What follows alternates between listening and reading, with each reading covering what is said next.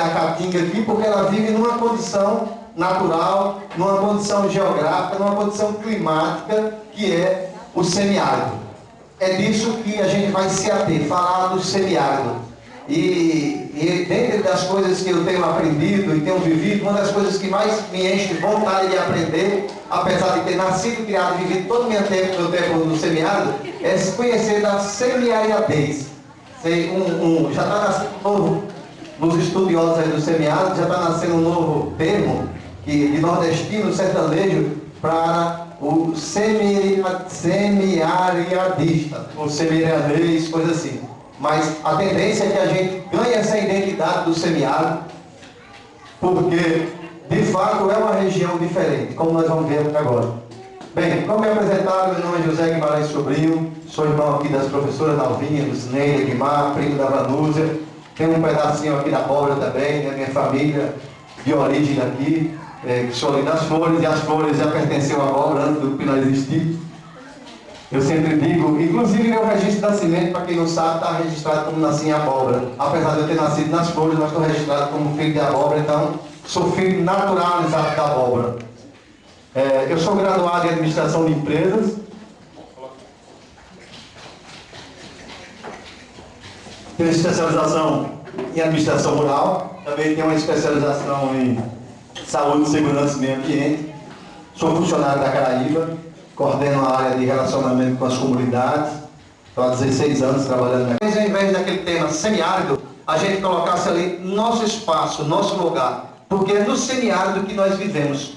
E eu já quero começar a palestra trazendo uma temática que a gente costuma escutar, vai acostumando a escutar no passar do tempo. E vão trazendo isso para a gente. Quando se fala em semiárido, quando se fala em caatinga, vem na nossa cabeça o quê?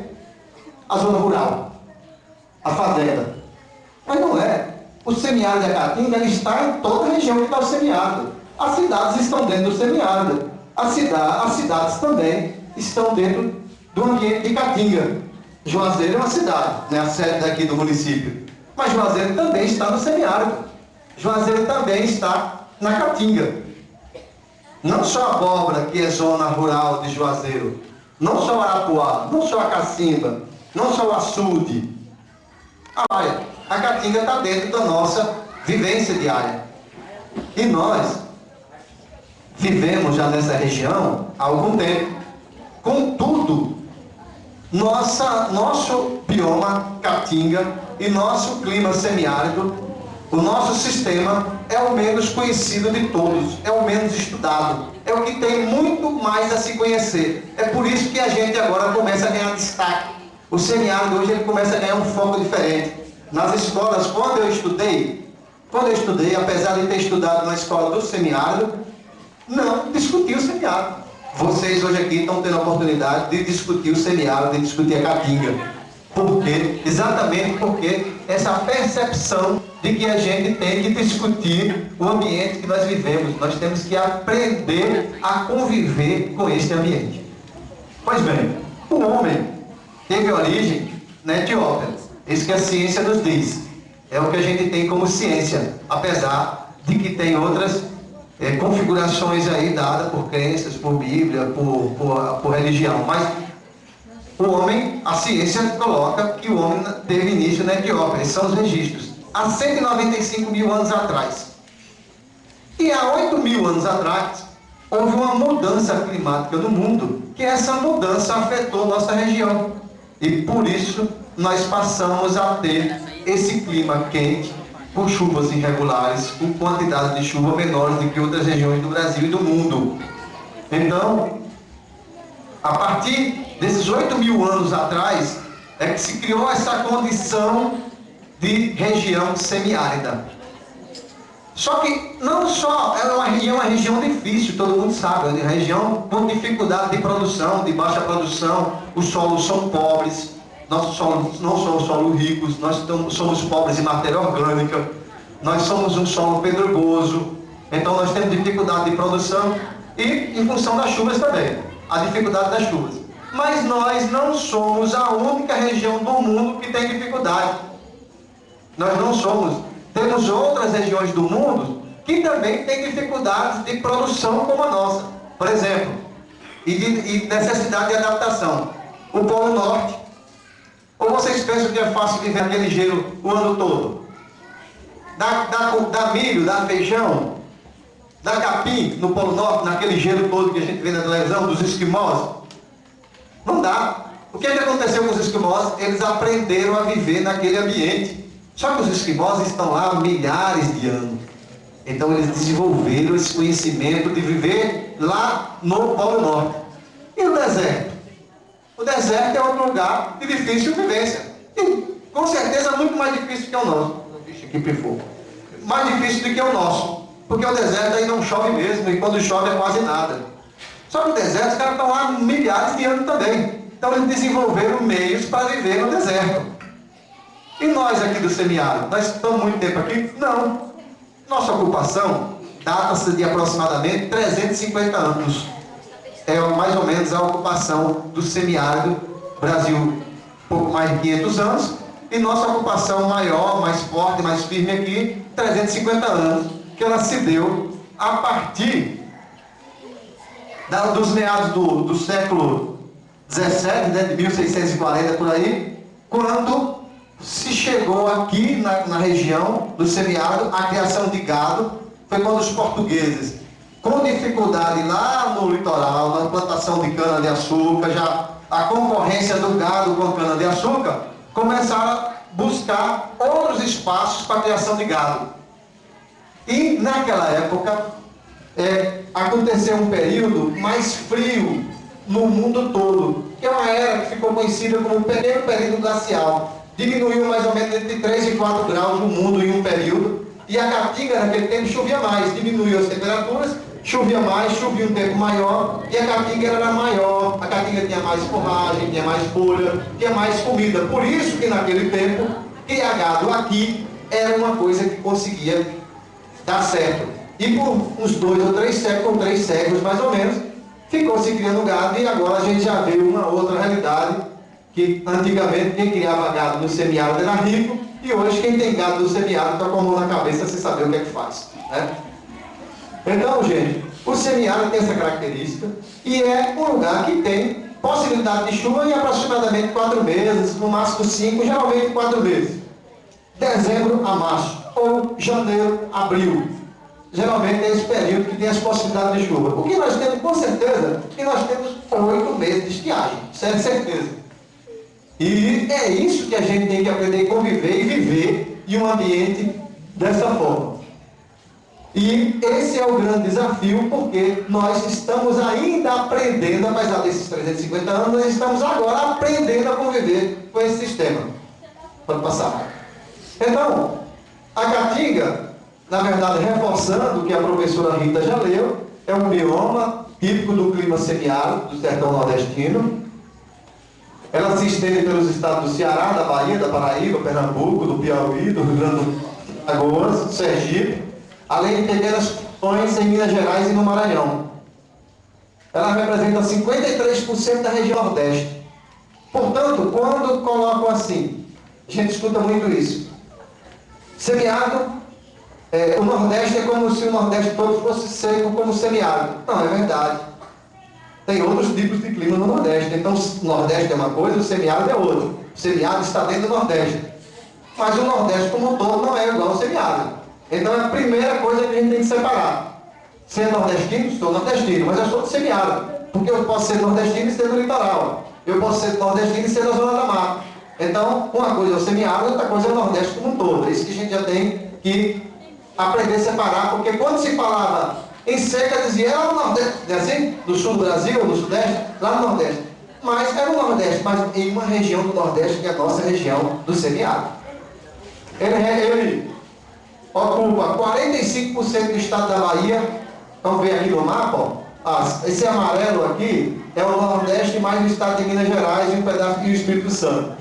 Então vejam que ele entra um pouco em Minas Gerais e ocupa quase a Bahia toda, deixando os pedacinhos da Bahia de fora, o litoral e a região oeste.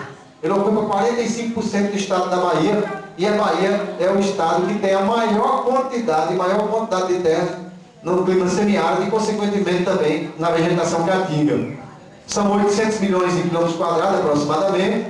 E eu não sei se todo mundo aqui sabe, mas a Caatinga ela já ganhou o seu dia. E o dia 28 de abril é o Dia Nacional da Caatinga. E que a gente deve, como catingueiro, como semiariadês, nós devemos divulgar essa data e festejar essa data, e sempre no festejo no sentido de buscar informações para a gente conviver com esse bioma.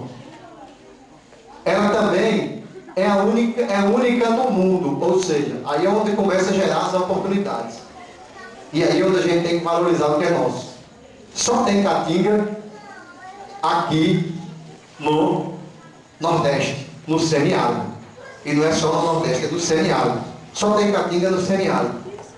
E por ter só Caatinga no semiárido, eu creio que tudo aquilo que é único tem a tendência das pessoas quererem conhecer. Certamente, e isso já é fato, pessoas de outros espaços do mundo, de outros países, de outros locais do Brasil, têm a curiosidade de conhecer a Caatinga, porque ela é única, só vai ter aqui. E por isso que nós temos, como moradores, aí vem um desafio, como moradores nós temos um dever muito forte, uma obrigação muito forte de preservar. Senão nós vamos acabar com aquilo que é nosso, que só tem aqui. E se deixar de existir, vai deixar de existir não só para nós, vai deixar de existir para o mundo. Veja que a responsabilidade de quem vive nessa região em preservar esse bioma, preservar os costumes, porque isso pode dar dinheiro, porque existe a gente vai falar na frente, existe aí uma indústria que quanto mais preserva, mais ela cresce, que é o turismo. E aí a Caatinga tem essa possibilidade enorme das pessoas saírem de outros cantos do mundo para vir conhecer a Caatinga, do jeito que a gente sai daqui para conhecer o Pantanal, para ver o jacaré do Papo Amarelo, para conhecer a Amazônia, para conhecer a Serra Gaúcha, conhecer os gaúchos. As pessoas têm essa curiosidade e cada vez divulgando mais as plantas da Caatinga, os animais da Caatinga, tem uma tendência da Caatinga se tornar um alvo de visitação muito grande, mas para isso ela precisa ser conservada. Pode passar. E as características da Caatinga? A Caatinga é de fato um ecossistema frágil e ela tem uma riqueza ainda desconhecida pela ciência, porque ela é pouco estudada ainda. Então aí é uma grande oportunidade. Nós temos uma oportunidade muito grande da ciência passar a estudar a Caatinga, estudar seus animais, estudar suas plantas, e isso nos gerar vantagem competitiva para que a gente possa continuar morando nessa região, continuar morando no semiárido e continuar dando viabilidade para o semiárido. Então a Caatinga ainda tem muito que ser conhecida. E ora, se ela não é conhecida ainda pela ciência, aí que a gente não pode destruir esse bioma. Nós temos que preservar para dar tempo a que a ciência estudar um bioma que está há 350 anos, já é conhecido, já é habitado, mas é pouco estudado. Então é isso que precisa se difundir muito, é estudar o bioma Caatinga, estudar o semiárido. Existe a ação desordenada do homem, e isso está provocando a desertificação, que a desertificação você sabe que é a ausência das plantas, a ausência dos animais, é o solo ficando só areia, é o deserto, é aquele lugar onde não consegue produzir, onde não consegue crescer os arbustos, não consegue crescer as plantas. Isso por quê? Porque como era um ambiente que ele tem suas características muito particulares, coisa muito peculiar, e aqui não havia conhecimento, e foi habitado por outras pessoas que vieram de outras regiões, os portugueses, porque aqui antes tinha gente que morava aqui. Quando os portugueses chegaram aqui no Brasil, existia em torno aí de 8 milhões de índios, É o que a história diz. E parte desses índios estavam aqui no semiárido. Eles moravam aqui, eles sabiam viver aqui, eles sabiam como conviver. Só que eles foram expulsos, foram sendo misturados ao povo que chegou, os portugueses. E esses portugueses, os europeus, não só os portugueses, os europeus de modo geral, os negros que vieram da África, eles não conheciam a realidade do semiárido, como viveram no semiárido, e foram ocupando de qualquer forma, foram trabalhando de qualquer forma, e a gente foi tendo problemas que vem, até hoje a gente vem tendo as consequências. A Caatinga é uma vez destruída, quando tiram a Caatinga, quando a gente derruba a Caatinga, quando vai fazer uma roça ou para outra atividade, ela tem muita dificuldade de regenerar. ela tem uma dificuldade muito grande de se recuperar. E ela é lenta para se recuperar. E por que ela é lenta? Ela é lenta exatamente pela falta das chuvas. Tem pouca chuva, você tem dificuldade de crescer. Quando a chuva está ausente, o que é que a gente tem muito quando a chuva está ausente? Sol. Pouca chuva e muito calor. E não tem planta que resista. Essa é a grande, a maior dificuldade de você fazer um recatingamento. Quando você tira a caatinga natural e depois quer introduzir novamente, quer voltar para a caatinga, essa é a grande dificuldade de fazer o recatingamento. Você tem 8 meses sem chuva e muito sol. E isso, o solo, na medida que o solo tirou a caatinga, ela já é rala, e o solo fica exposto ao sol, aí, minha amiga, a radiação solar, o vento que é forte nessa região, vai contribuindo para que a área fique cada vez mais degradada. Então, quanto mais derrubar a caatinga, mais a degradação aumenta. E está provado, tem um amigo meu que diz, e aí tem alguns institutos aí que estudam muito a caatinga, e diz, a caatinga tem muito mais valor em pé do que deitada. Por isso, você manter a caatinga em pé, ela é muito mais valorosa, tem muito mais riqueza, economicamente ela é muito melhor do que ela deitada. Então a gente tem que trabalhar de forma que possa conviver, produzir, em algum momento vai ter que derrubar mesmo, mas derrubar de forma controlada, de forma que você possa garantir a sustentabilidade. E quais são as ameaças à caatinga? A caça é uma ameaça fortíssima, porque praticamente já dizimou os animais da caatinga, e nós temos animais que são endêmicos, ou seja, aqueles que só tem aqui, né? A gente, aqui nessa região, na região que tinha muita ema, que tinha muito tatu-bola, que tinha muito tatu-galinha, tatu-peba, cutia. E a gente, hoje praticamente não existe mais. Às vezes quando acha um peba, coisa desse tipo, mas quase que não tem. A raposa, a gambá, o gato, que ainda consegue, aqueles animais mais ariscos, eles conseguem sobreviver, ficar mais animais, que são mais lentos, tipo o tamanduá-mirim, o tatu-bola. Esses praticamente não existem mais, só existem em áreas de proteção. E aí o tatu-bola agora ele começa a ter um grande destaque, um destaque mundial, mas todo mundo sabe que ele é o mascote de quê? Da Copa. Então o tatu-bola, que também ele dá em outras regiões, mas tem uma espécie de tatu-bola só dá aqui na Caatinga. Tem uma espécie só dá aqui na Caatinga, são várias espécies. E ele está quase extinto. Ele tem só em algumas áreas de conservação. Em áreas livres, e aqui nessa região, uma região que tinha muito tatu-bola, muito tatu-bola. Então, imagine se pessoas que vêm de outros lugares do mundo, que vêm ver a Copa do Mundo, que o mascote é um tatu-bola, onde tiver uma grande criação de tatu-bola, esses caras vão querer conhecer. Né? Aí é uma oportunidade de lugares como a Abóbora, como outros lugares parecidos com a Abóbora. Se tivesse esse animal, a oportunidade de trazer o cara que veio ver o jogo de Salvador para vir ver uma criação de tatu-bola aqui. A oportunidade que nós estamos perdendo, se a gente tivesse tido esse pensamento antes, né? Tivesse tido esse feeling antes, para ter algumas áreas de preservação com ema, com tatu-bola, com veado catingueiro, com tantos outros animais, o tamanduá-mirim, que são animais que eles, pela beleza deles, têm a facilidade de atração para as pessoas. O desmatamento provocado pelo homem coloca também em muita fragilidade o ecossistema. As queimadas, aí as queimadas são destrutivas, porque a queimada queima a vegetação que está em cima e ainda mata os micro-organismos que aquecem no solo. E aí, se já tem dificuldade de regenerar o solo, queimando ele fica quase impossível. E onde tem que queimar, onde aconteceram as queimadas, dificilmente vai voltar a... Você vai conseguir, mesmo que você cerque, que você preserve, você vai voltar a ter a caatinga novamente.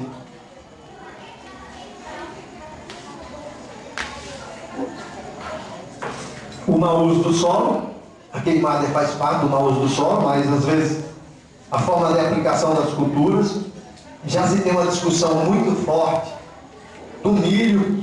O milho que foi tanto plantado aqui no semiárido, hoje vários estudiosos já dizem que foi uma escolha errada, que o milho não é para ser plantado no semiárido. A planta que suporta no semiárido, que tem as propriedades do milho, é o sorgo. Então, durante tanto tempo a gente viu o milho como plantou, como corria logo para plantar o milho. E hoje já tem teses fortíssimas que defendem isso, que é uma escolha errada, que a planta que tem as propriedades do milho, para a ração, principalmente, que era para que o milho mais era utilizado aqui nessa região, é o sorgo. Ele resiste muito mais do que o milho. O milho não resiste à falta de chuva. O milho é uma planta exigente para a água. Ela precisa de bastante chuva, de bastante água. E é o que a gente dificilmente tem. O natural intemperismo, o físico, o intemperismo é interpela a natureza. Porque eu falei que o vento, o sol, a falta de chuva, a desertificação natural e artificial, que vem desses problemas aqui, e a perda de exemplares da fauna e da flora, ainda desconhecido da ciência. Veja bem que, imagine o tamanho da perda de você perder animais e plantas que a ciência nem conhece. De repente, essas plantas podiam ser plantas que pudessem ser transformadas em medicamentos, em uso para alguma coisa de tecnologia, para aplicação em algum produto, e a ciência não teve a oportunidade nem de conhecer, ela já deixa de existir na natureza. Então, isso é uma grande perda na Caatinga, e algumas plantas dessas estão se perdendo, ainda mesmo que a ciência tome conhecimento, mesmo até pode saber da existência, mas não teve tempo, ainda não teve o interesse de fazer um estudo mais aprofundado desse tipo de planta. E aqui diz que o desequilíbrio ecológico causa consequências irreparáveis para os animais, plantas, e plantas como a desertificação, a fome e a miséria. Pode passar mais. Aí só exemplo de ameaça Caatinga. Vejam aqui uma derrubada de basicamente que um burana, parece que a foto mostra um burana. Isso geralmente se dá para carvão. O carvão foi um grande vilão para a Caatinga. Primeiro porque a Caatinga produz pouco carvão, ela tem uma capacidade de lenha muito pouca. Então você tem que derrubar muito tinga para fazer uma certa quantidade de carvão. E isso na nossa região mesmo foi fortíssimo o carvão, e foi um dos grandes impactadores da Caatinga, foi a produção de carvão. É tanto que hoje é proibido por lei, é crime ambiental produzir carvão com lenha que não seja certificada para isso. Outra ameaça Caatinga, Coivara. Queimou dificilmente aqui, mas muito dificilmente aqui novamente vai ter planta. No máximo aqui vai nascer pinhão. Todo mundo sabe o que é pinhão, não sabe? E o pinhão, ele tem a importância dele. Quando ele nasce ali, é o solo se protegido para não virar deserto. Porque se não nascer o pinhão, já virou deserto. O pinhão já é o sinal da proximidade da desertificação. E ele está ali, segurando a onda, é o semiárido dizendo assim, ó, vamos segurar firme aqui para não virar deserto. O pinhão é a garantia que está segurando, ainda não se tornou deserto, tem um pinhão. Se naquele lugar não conseguiu nem dar pinhão, já desertificou, já era. A fauna da Caatinga, né, que apesar da pequena densidade e do pouco endemismo é aquilo que só tem naquele lugar. Quando diz animal endêmico, é aquele que só dá naquele ambiente. Endêmico da Caatinga, só dá na Caatinga. Endêmico do Pantanal, só dá no Pantanal. Endêmico da floresta amazônica, só dá na floresta amazônica. Aqui diz que já foram identificadas 17 espécies de anfíbios, 44 tipos de répteis, 695 tipos de aves e 120 mamíferos, num total de 876 animais, pouco se conhecendo em relação aos invertebrados. Quer dizer, os insetos ainda que tem na Caatinga, que são endêmicos da Caatinga, são poucos conhecidos ainda. Desses mamíferos, a maior espécie endêmica está nos morcegos. A maior quantidade de mamíferos endêmicos da Caatinga são morcegos. Espécies de morcego, tem diversas espécies de morcego. Pode passar. A flora da Caatinga. Aí eu vou dar uma paradazinha para a gente conversar. Todo mundo conhece essa árvore, não conhece? É o quê? Vale 20 pontos na gincana. Um buzeiro. É, muito bem. Vocês sabiam que um buzeiro... É verdade que tem um buzeiro na Amazônia? Tem um buzeiro na Amazônia? Tem um museu em São Paulo? Quem tem parente em São Paulo aqui?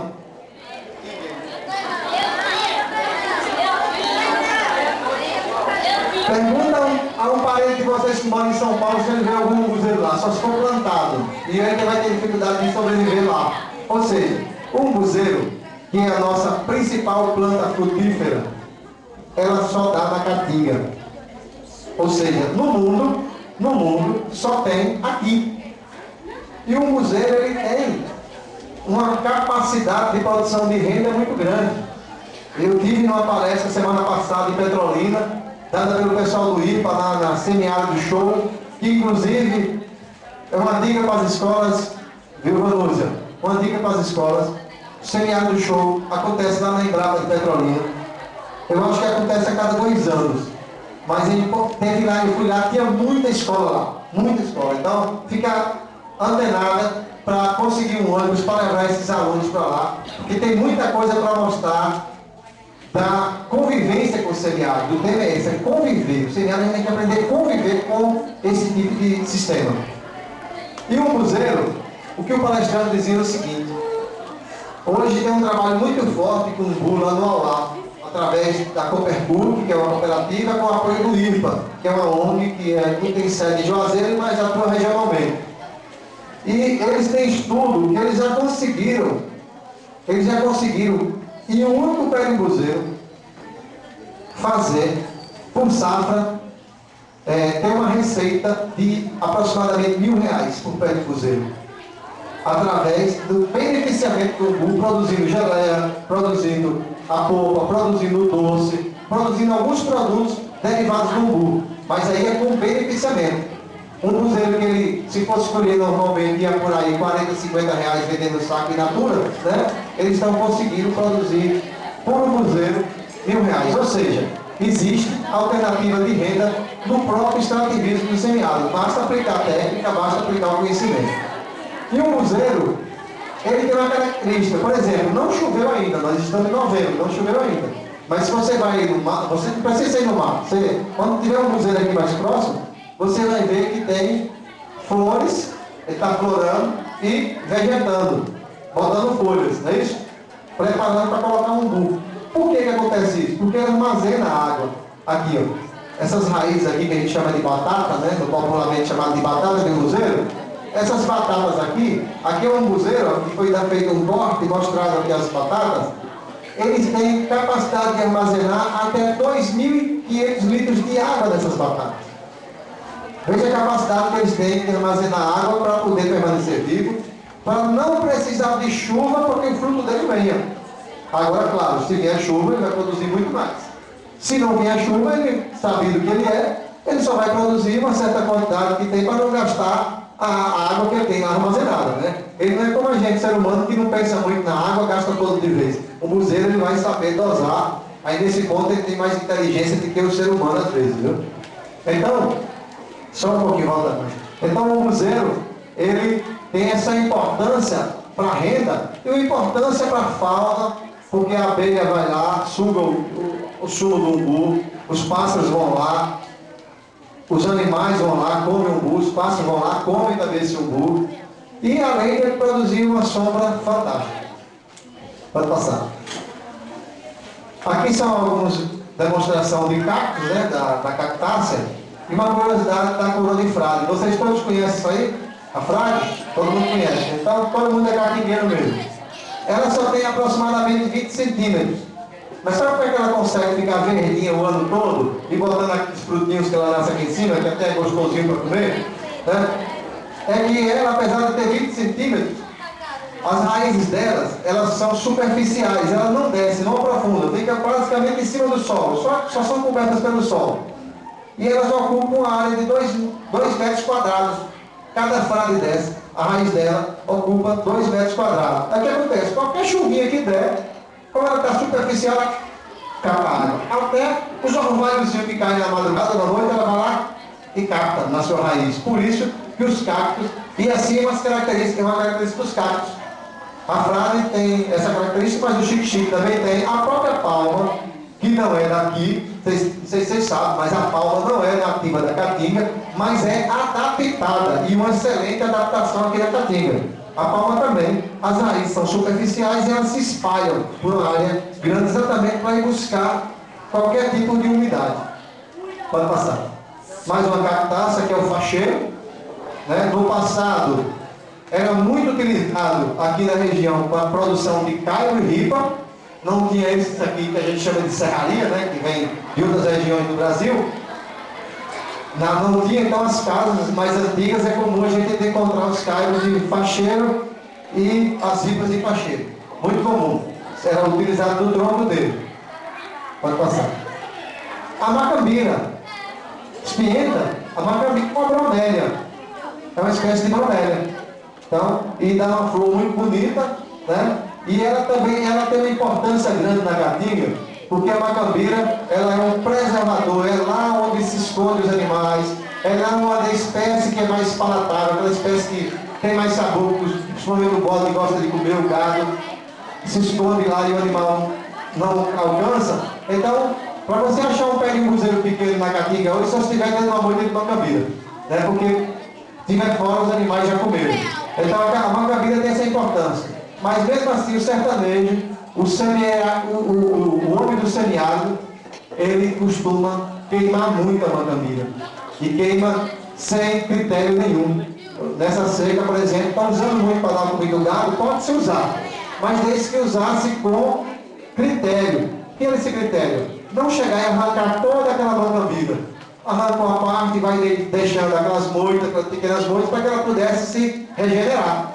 Mas o que ela faz? Chega lá, ó, fósforo aqui, fósforo ali, aí a moita vai toda embora. Aí a macambira morre, junto com a macambira, os animais que estavam escondidos morrem, as plantas novinhas que estavam ali protegidas pela macambira morrem, e assim o nosso sistema, o nosso bioma vai indo embora.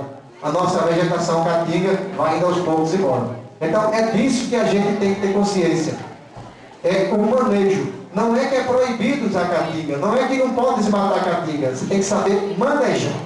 Então, é trabalhar de forma sustentável, saber manejar. Pode passar. Impactos socioeconômicos da caatinga. A gente falou por enquanto do impacto ambiental. Mas esse impacto ambiental, ele torna-se um impacto social e ele vira socioeconômico.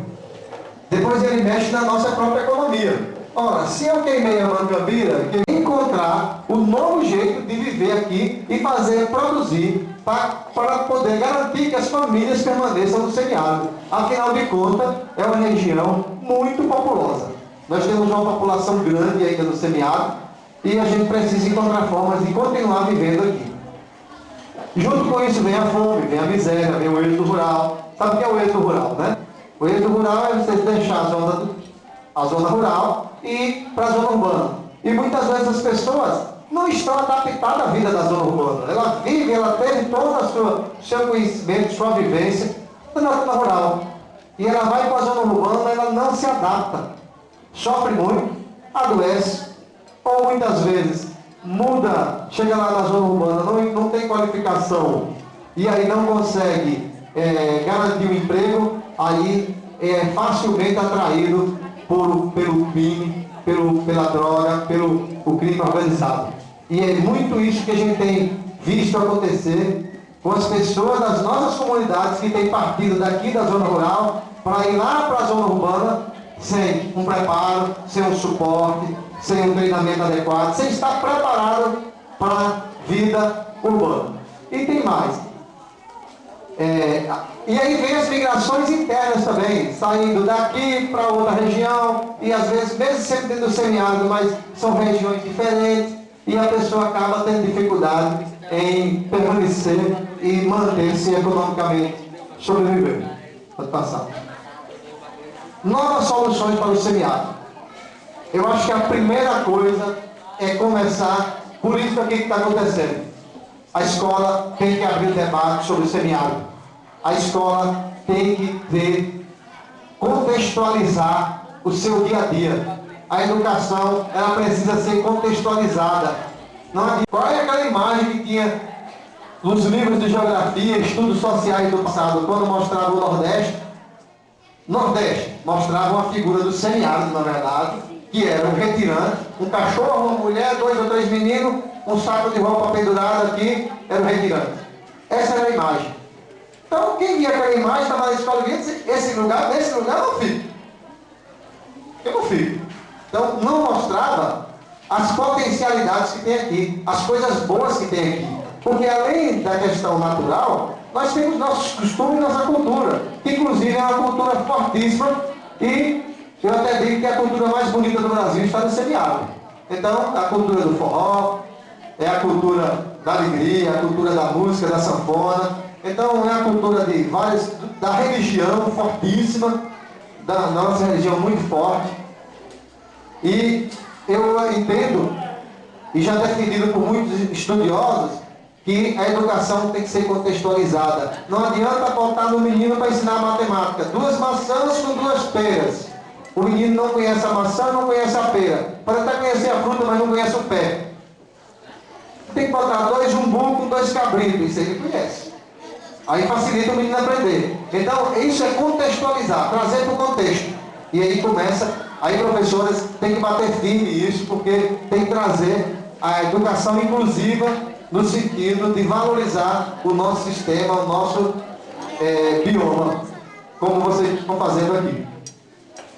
E aí, algumas soluções que já estão sendo aplicadas, né, no semiárido e que devem se avançar. É uma irrigação bem planejada, não adianta também irrigar de qualquer jeito, aquela irrigação que você joga água lá, e mais água, que gasta água e mata o solo, não é por aí. E o nosso solo, ele não suporta isso, aí você tem que gastar muito, por quê? Com adubo químico, e muito gasto. Aí o produtor trabalha muito mais para pagar a loja que vende adubo do que para ter o resultado daquilo que produziu. Isso em função de um mau trato do solo. Sistema Mandala, não sei se todo mundo conhece, Sistema Mandala é um sistema integrado que, tipo um cercadozinho, bota o pato no meio, ou bota o porco, e ali, dali você já tem a horta junto, porque um já está integrado com o outro. São sistemas integrados. As tecnologias sociais, isso tem se destacado muito, inclusive vou mostrar umas fotos lá na frente.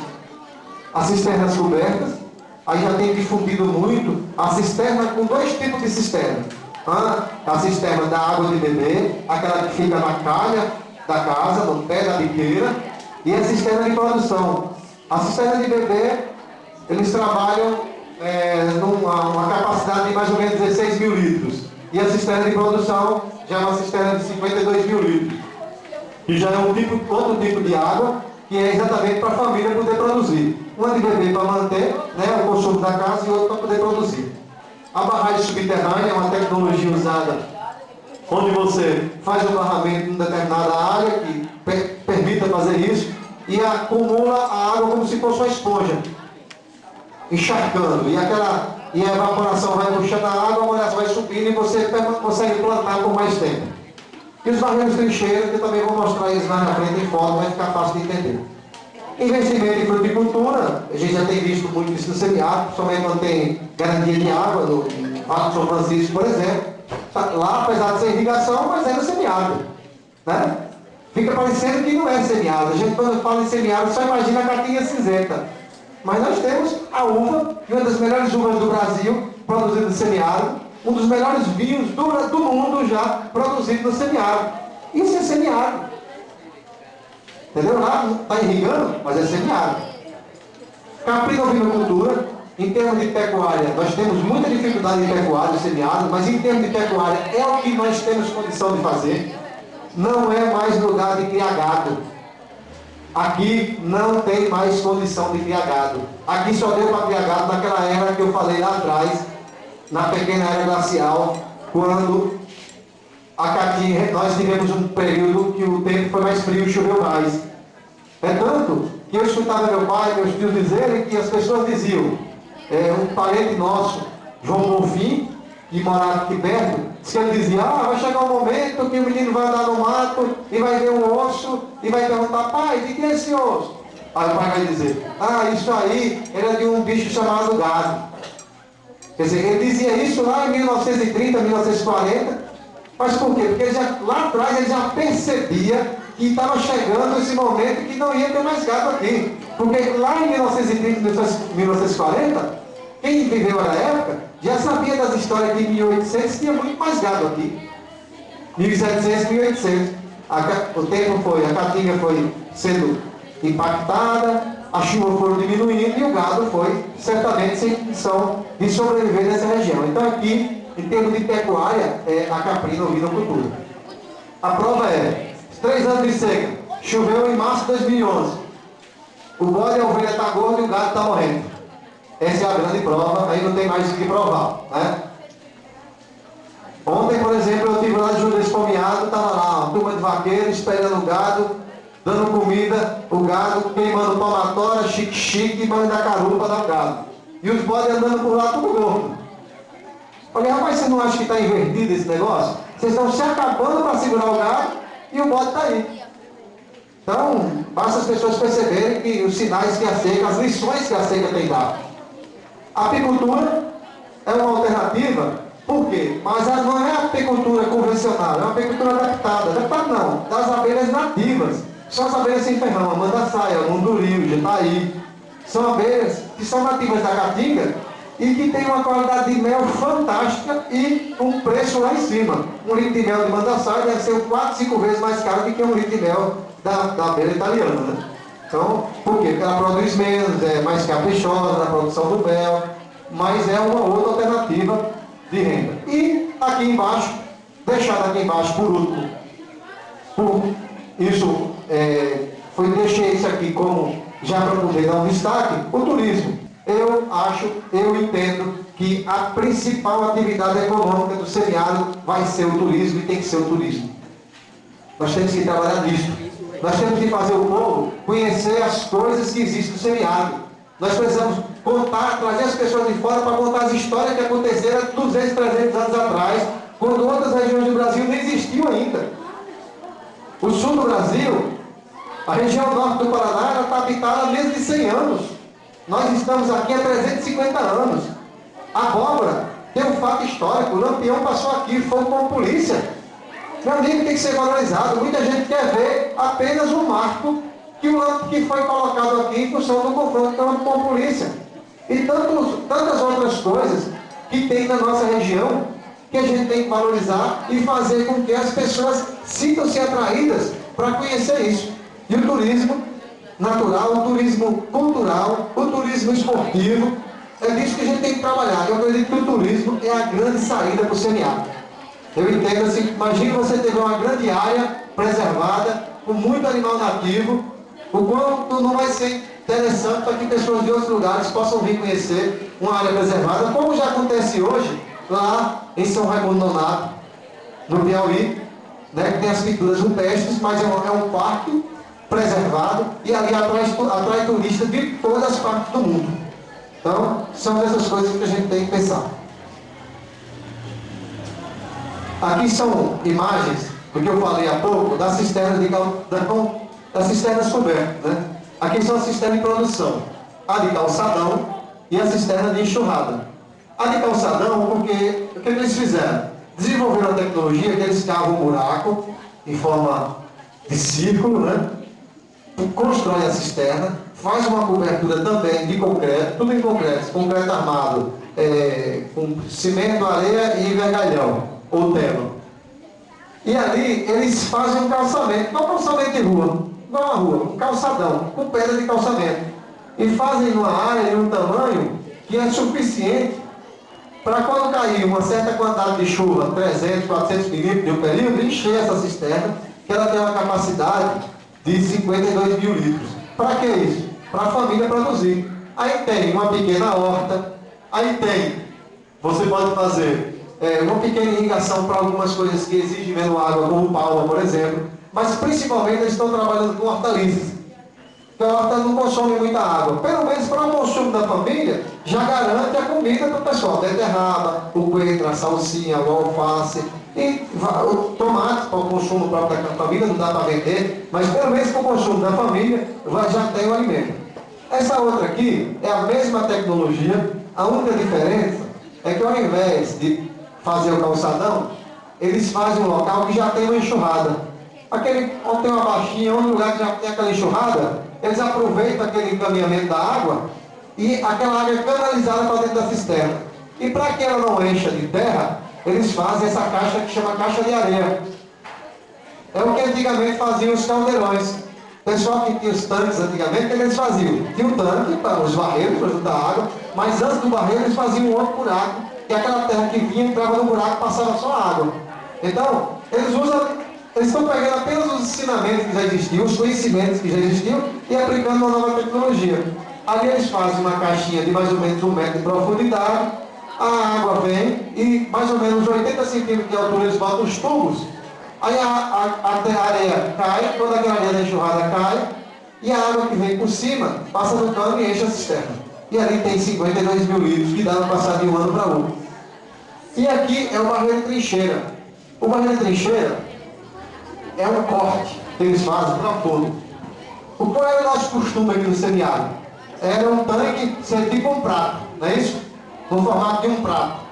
Aquilo ali ajuda na evaporação, porque nós temos incidência solar muito grande e temos também um volume de vento muito alto. E nossa evaporação no ano se dá em torno de 2.500 milímetros. Para vocês terem uma ideia, quando no ano chove muito aqui, no ano chove 500 milímetros. E aqui evapora no ano 2.500. Ou seja, não precisa o passarinho tirar uma gota d'água, se você encher uma vasilha, não precisa tirar uma gota d'água que ela vai subir só na evaporação aqui, em função da insolação e do vento. Então, aquele formato de barragem ou de barreiro aberto facilita a evaporação. Então eles desenvolveram essa técnica, que é um corte, geralmente com 4 metros a 5 metros de profundidade, 4 metros e meio de profundidade, e uma largura de 5 metros, e a extensão, e você decide. Eles estão trabalhando na faixa de 30 metros. Colocam as terras do lado, para evitar que o vento venha, e toda a água acumulada, quase que ela não evapora. Então, isso ajuda a segurar por mais tempo, é um novo modelo, hoje que estão usando, já usando muitas comunidades rurais, o IPA também aplicando. Vamos lá. Eu peguei esse modelo aqui, eu extraí